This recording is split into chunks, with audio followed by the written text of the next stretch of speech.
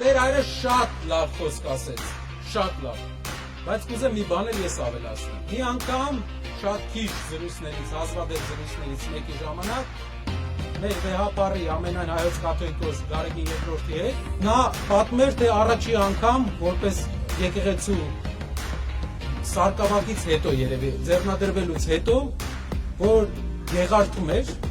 ու ծառայում էր գեղարդում։ Ու ասում էր սովետի մութ թվերն էր, ով եկեղեցի էր գալի, խնդիր էին ստեղծում։ Ասում էր եկեղեցում կարող է շաբաթով սպասեինք, որ մարդիկ գային։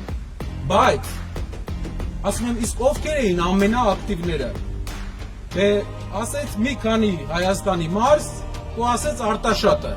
Ես զարմացա, ասեցի, բայց Արտաշատը հեռու է Գեղարդից։ Ասում է,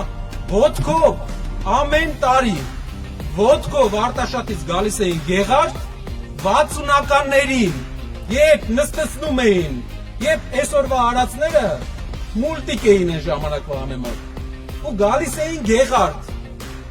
Հավատավոր ժողովուրդ, ու ասում էր, ես հավատում եմ, ես տեսնում եմ, որ Արտաշատի մեր հայրենակիցները, արտաշատցիները ամենահավատողներից են։ Իհարկե Գյումրին էլ նշեց, այլ համայնքներ էլ նշեց, բայց Արտաշատը առանձնահատուկ պատմեց։ Իմ մոտ մեծ փոփոխություն եղավ այդ ժամանակ։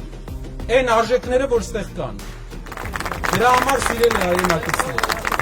մի բան պետքա մենք սովորենք ու գնանք այդ ուղղությամբ։ Քամիները գալիս են, գնում են, ամեն մի քանի տարին մեկ, բայց այս քամիները լուրջ բան չեն փոխում, եթե տակից մենք չենք կառուցում։ Այս քամիները պետքա ճամփենք ու կառուցենք։